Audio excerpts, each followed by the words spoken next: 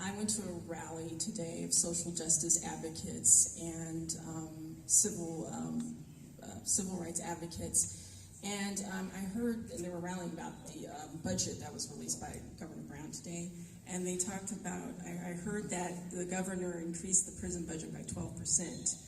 I'm not happy hearing about that, and so we need less investment in prisons and more investment in our communities, and I just want to hear your position on prison reform and your overall criminal justice platform, police accountability.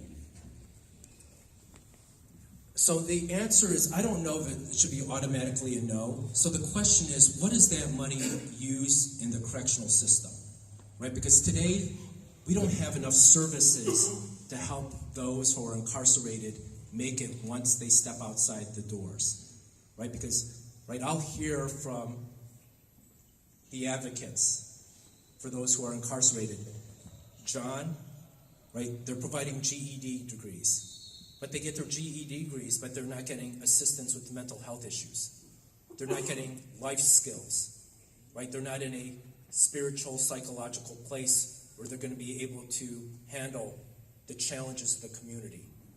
They're not getting employment skills, right? So, right, in the old paradigm, right, we didn't want to throw a lot of money in the correctional system. But if we're using that money in the correctional system to enhance and transform people's lives once they leave the system, right? Somewhere we have to make sure that we take care of them, right? So, I agree with all that, but can we build less prisons and more investing into people, and not to close more prisons and invest into people not getting there in the first place? So yeah, well, we should do all of that.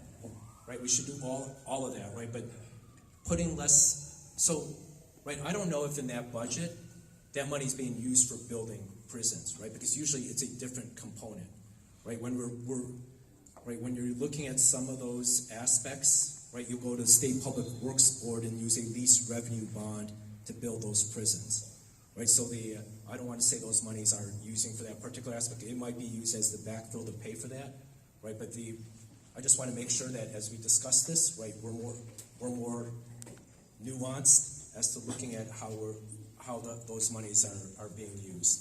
But yes, right, I participate, and also Antonio. I don't know if you know who Dr. Robert Ross is. He heads the California Endowment. So Dr. Ross, a couple of years ago, took some time off because one of his big passions is to try to change the communities, and right, it's the Men and Boys of Color project, right? So we know that you'll have areas near here where you will have kids from certain communities who will spend more time in the correctional system than going to higher education, right? And so it's like investments in how do you invest in the community structures, right? If they don't have their parents there, how do you involve their parents, their uncles or aunts? How do you involve their close friends? How do you involve the different social institutions to change and provide, right? Because you want the child with as many positive influences as possible, right? And so, frankly, that's why when I mentioned I did my first nonprofit seminar in this community, it's to help those organizations who are going to help those young men and boys get access to the right people who are going to teach them life skills, or the Boys and Girls Club, or ministers, the health organizations, to help transform their lives.